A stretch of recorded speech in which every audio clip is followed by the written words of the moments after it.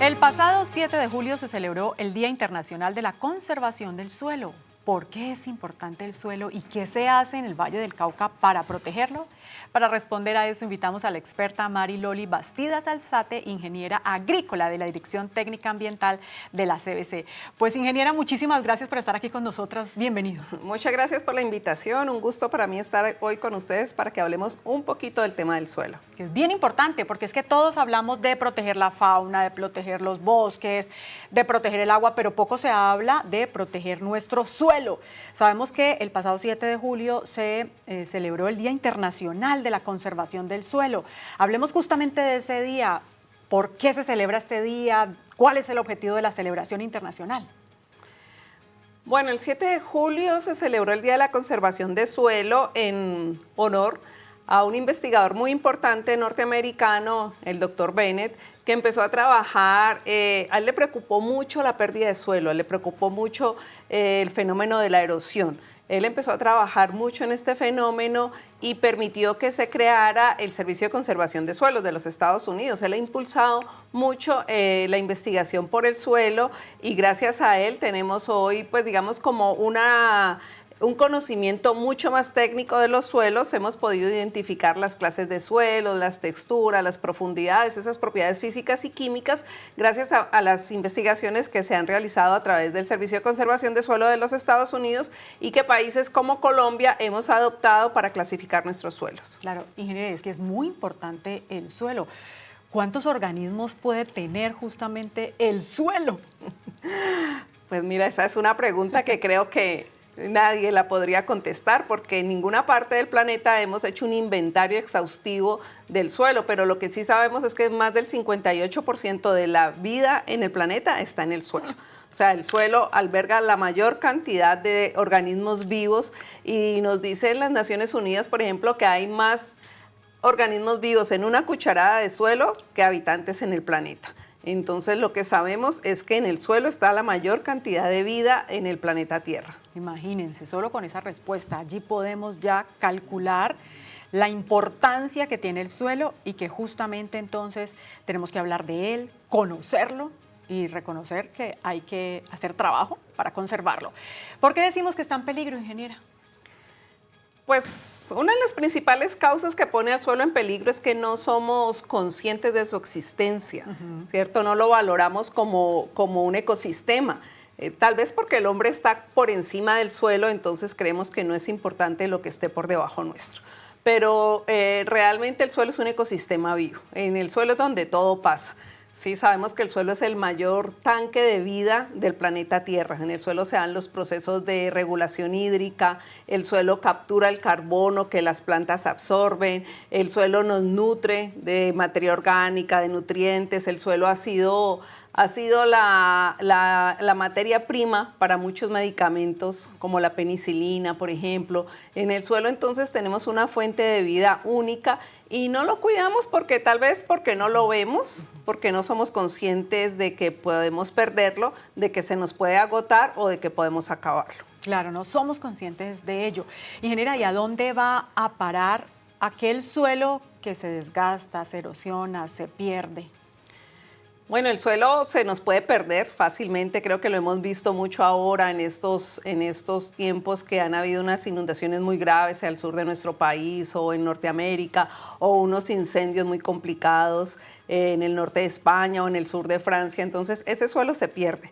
Ese suelo se pierde por procesos erosivos, se pierde porque la lluvia lo arrastra y por lo general se deposita en zonas más bajas. Algunas de esas zonas muchas veces están dentro de la finca del vecino o en la misma finca, pero en muchos otros casos ese suelo es arrastrado por corrientes de agua y lo perdemos, digamos que para siempre, porque puede llegar al mar. Hay casos que todos conocemos en los que se necesita dragar, digamos, los puertos marítimos porque hay una cantidad tan grande de sedimentos que los barcos ya no pueden llegar al puerto. Esos sedimentos provienen de las partes altas de la cuenca, ese es el suelo que teníamos para sembrar, para nuestros procesos productivos, ahora ha llegado al mar. Y después de que está en el mar, pues ya difícilmente lo recuperamos. Claro, y justamente, ingeniera, quiero preguntarle sobre eso, sobre la recuperación. Si hay forma de recuperarlo o cuánto tiempo tardamos en recuperar el suelo perdido? Bueno, pues mira que las Naciones Unidas nos dicen que para formar 1 centímetro de suelo necesitamos de 100 a 400 años. O sea, ¿eso qué quiere decir? Que el suelo que tenemos ahorita es el que vamos a tener nosotros por el resto de nuestra existencia. Si ese suelo lo hemos perdido por procesos erosivos, ya difícilmente lo vamos a recuperar. Si ese suelo, digamos que lo hemos degradado, ¿cierto? Ya no está tan productivo como antes, tal vez porque aplicamos una cantidad de productos químicos de uso agrícola que lo degradaron, o porque la materia orgánica se agotó, o porque se está salinizando, podemos hacer procesos para recuperar ese suelo y podemos trabajar en restaurarlo. Claro, ha nombrado algunas cosas, digamos, que afectan este suelo, la erosión y lo que nos habló ahora de los agentes químicos. ¿Qué otras formas, digamos, de afectación o qué otras actividades están afectando el suelo? Hay una que podemos verlo constantemente, que son los procesos de desarrollo de la infraestructura, ¿cierto? Las ciudades crecen, la población crece, necesitamos más infraestructura. Esa infraestructura está en el suelo y esa infraestructura nos ha llevado a sellar buena parte de nuestros suelos. Entonces, ese es un proceso importante, que es el proceso de sellamiento del suelo, ¿cierto? En el que lo sellamos por el desarrollo de infraestructura. Hay otro proceso de salinización de suelo. Hay una parte de la salinización que es natural, pero hay otra parte que la hemos ido, digamos, agravando por regar con aguas, digamos, que tienen altos contenidos de sales, por los productos químicos que hacemos, por exponer el suelo al sol. No hemos dejado una cobertura que proteja a esos microorganismos del calor y de la luz del sol, y esos microorganismos se nos degradan y nuestros suelos se van volviendo salinos. En general, pues también tenemos una forma de contaminación de suelo que nos está afectando gravemente nuestros suelos, y lo más importante, una cosa muy importante también, es que si se contamina el suelo, podríamos llegar a contaminar las aguas y el agua subterránea. Ahí nos dijo alguna parte de la respuesta que le voy a preguntar. ¿Cómo nos afecta entonces justamente si se va perdiendo este suelo? Porque hay múltiples formas en las cuales nos veremos afectados. Pues mira, perder el suelo es perder la oportunidad de producir comida, ¿cierto? Sabemos que en el 2100 nos habla más o menos de 10.000 millones de personas en el planeta. Esas personas van a necesitar más alimento, y ese alimento en un 95% proviene del suelo. O sea, perder el suelo es perder la oportunidad de generar alimentos, de generar fibras, de generar antibióticos también para atender esa población cada vez más creciente. Es decir, podríamos enfrentarnos a una hambruna a nivel mundial. Nosotros en el Valle del Cauca hemos logrado conocer nuestros suelos y estamos trabajando para gestionarlos de una manera más sostenible. Justamente, ¿de qué forma está trabajando la CBC para esta conservación del suelo? Una de las formas en la que estamos trabajando, pues, es esta: darles a conocer la importancia de cuidar nuestros suelos, ¿cierto? De entender que es un ecosistema que tenemos que conservar. También hemos hecho estudios técnicos y ya conocemos cómo son nuestros suelos. Hemos hecho estudios con el IGAC, y a una escala 1/25.000, que es a una escala muy detallada. Sabemos qué tipo de suelos tenemos en el Valle del Cauca, cómo los podemos conservar y cómo podemos degradarlos. Entonces tenemos una información que hay que usarla en la toma de decisiones. Además de ello, monitoreamos la salinidad del suelo, monitoreamos también las características principales del suelo mediante estaciones que tenemos enterradas en el suelo, en el Valle Geográfico del Río Cauca, para conocer cómo cambia el suelo a lo largo del tiempo, especialmente por el uso que hacemos de él. Claro, muchas personas tal vez en este momento están escuchando esta información y se sorprenden por la importancia y porque tal vez no lo tenían pensado. Ingeniera, ¿de qué forma entonces nosotros podemos ayudar en este trabajo de conservación? No sé si sembrando, teniendo huertas, ¿cómo?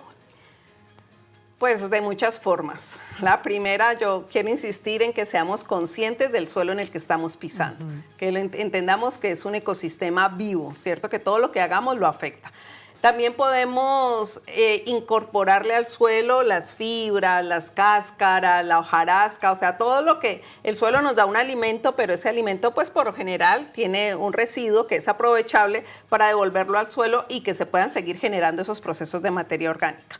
Entonces, invitar a las personas, pues, que están en el campo, a las que están en las casas, digamos, si pueden compostar los residuos de las frutas, de las verduras, y después integrarlos al suelo, nos ayudaría muchísimo. Las labores de labranza cuando se haga labranza en el suelo hay que tratar de intervenirlo lo menos posible, hacer una labranza cero o una labranza de unos escasos centímetros del suelo para que no dañemos la vida que se ha formado en tanto tiempo en la profundidad del suelo. Claro que sí, ingeniera, muchas gracias.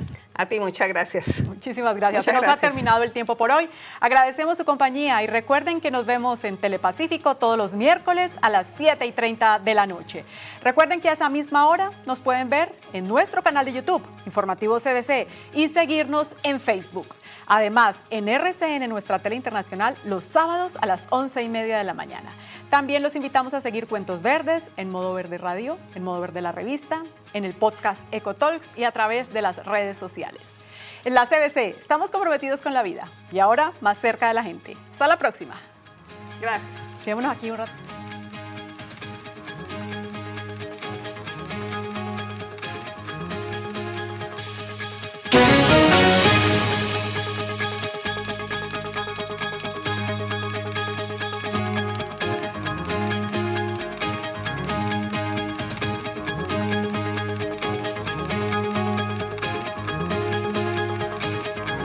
Informativo CBC, otro compromiso con la región.